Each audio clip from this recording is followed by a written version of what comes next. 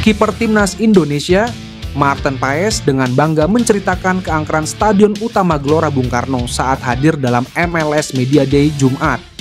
Dalam wawancara dan sesi tanya jawab, Maarten Paes dengan penuh rasa bangga bercerita soal JBK. Bagi Paes, orang-orang harus merasakan sendiri pengalaman menonton langsung di GBK. Saya ingin mengundang kalian untuk datang dan merasakannya, karena tidak ada yang bisa dibandingkan dengan situasi di sana. Benar-benar gila. Gairah supporter di sana setiap laga kandang, kami bermain untuk 85.000 orang, tiket terjual habis.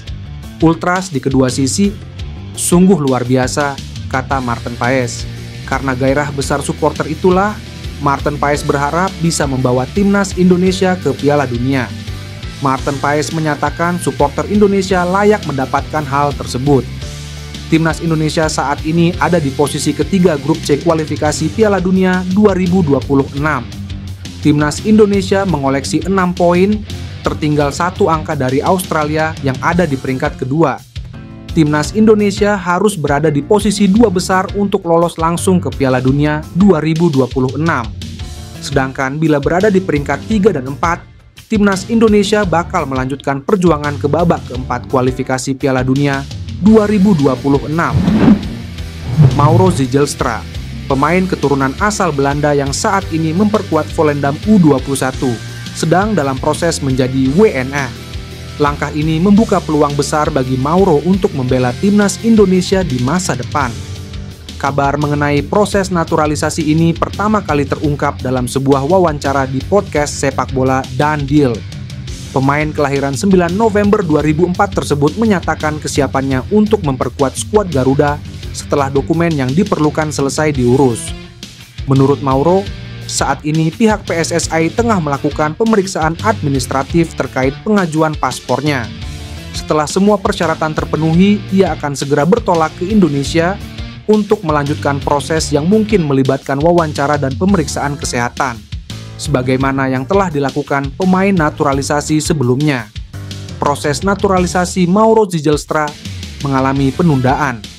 Informasi ini diungkapkan oleh Yusa Nugraha, seorang YouTuber Indonesia yang menetap di Belanda, melalui unggahan di kanal YouTube miliknya akhir November lalu. Berdasarkan informasi yang diperoleh, keputusan untuk menunda proses naturalisasi tersebut dilakukan karena prioritas saat ini diberikan kepada pemain timnas U20 Indonesia. Pemain muda tersebut dijadwalkan akan melanjutkan proses naturalisasi setelah turnamen besar tersebut usai. Langkah ini diduga diambil demi memastikan fokus penuh pada persiapan skuad timnas U20 untuk menghadapi kejuaraan bergengsi kategori usia tersebut. Pascal Struijk dan Ian Maatsen, 2 pemain keturunan Jawa, dirumorkan akan bergabung dengan timnas Indonesia sebab dilatih Patrick Kluivert. Minggu sore, 12 Januari 2025, juru strategi anyar tersebut segera secara resmi diperkenalkan oleh PSSI. 3 hari sebelumnya, yaitu Rabu, 8 Januari 2025, Patrick Kluivert dipastikan akan menjadi pelatih baru timnas Indonesia melalui akun Instagram PSSI. Hadirnya Patrick Kluivert di Garuda diperkirakan dapat menyebabkan pemain-pemain keturunan ingin bergabung dalam tahun 2025. Alasan dari hal tersebut yaitu Patrick Kluivert merupakan legenda hidup sepak bola dunia yang menjadi striker andalan timnas Belanda dan Barcelona ketika bermain. Di samping itu, Patrick Kluivert secara langsung dapat menjadi daya tarik sejumlah punggawa keturunan untuk mempertimbangkan memilih timnas Indonesia. Pascal Struijk dan Ian Maatsen merupakan 2 sosok yang ketika ini kembali dihubungkan dengan Garuda. Instagram Garuda Onsite menekankan bahwa tim scouting PSSI sedang mendatangi Inggris ketika ini untuk memantau punggawa keturunan. Dalam musim 2024 sampai 2025 ini, Pascal Struijk dan Ian Maatsen masih aktif berkiprah di Inggris dengan klub masing-masing. Bersama Leeds United, Pascal Struijk sudah melakoni 25 laga seluruh turnamen plus 3 gol pada edisi ini. Sedangkan Ian Maatsen telah melakoni 22 duel semua ajang plus 1 assist dalam musim ini. Berdasarkan pemandu bakat PSSI masih berada di Inggris, kesempatan Pascal Struijk dan Ian Maatsen membela timnas Indonesia masih terbuka. Pemecatan Shin Tae-yong dari kursi pelatih timnas Indonesia oleh PSSI pada Senin direspons beragam oleh media Korea Selatan. Sebagian besar media Korea Selatan terkejut pelatih yang baru diperpanjang kontrak pada Juni 2024 itu diputus kontrak pada awal Januari 2025 ini.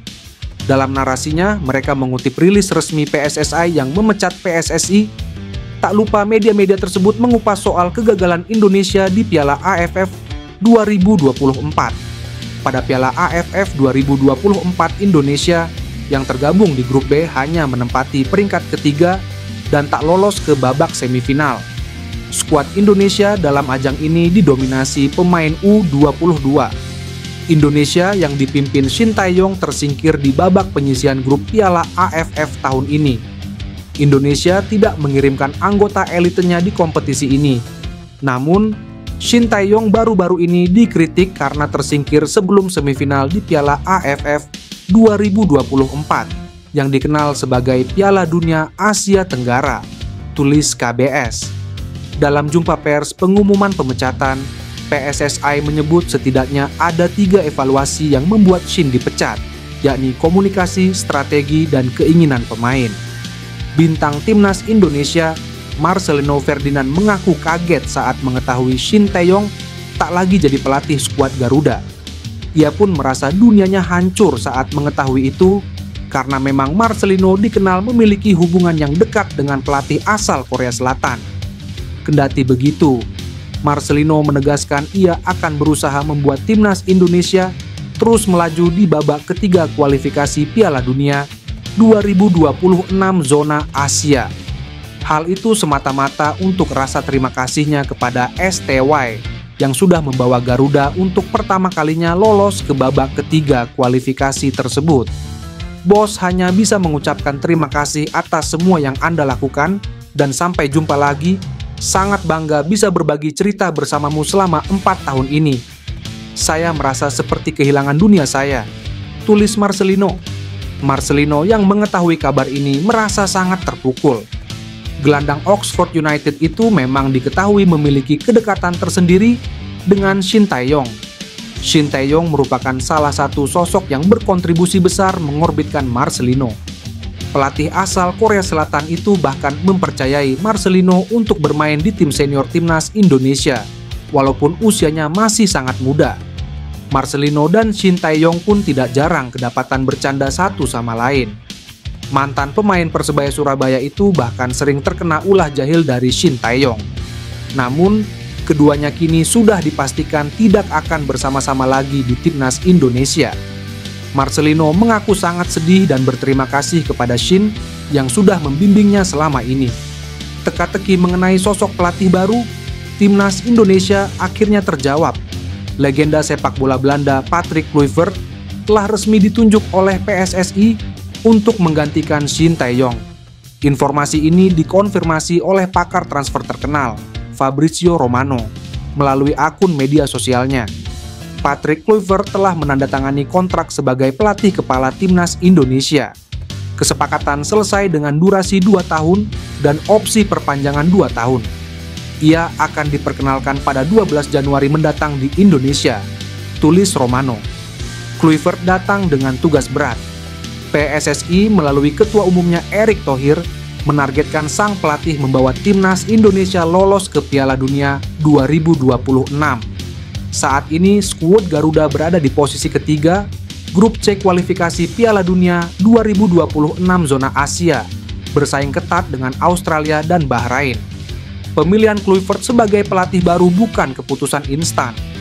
Erick Thohir mengungkapkan bahwa pihaknya telah mewawancarai 3 kandidat pelatih dari Eropa sebelum akhirnya memilih Kluivert. Patrick Kluivert akan langsung dihadapkan dengan jadwal padat dan tugas berat. Dalam waktu 2,5 bulan, ia harus mempersiapkan timnas Indonesia untuk menghadapi laga krusial melawan Australia dan Bahrain pada Maret 2025. Sebagai pelatih baru, Kluivert diharapkan membawa pengalaman dan keahliannya dalam melatih tim ke level yang lebih tinggi.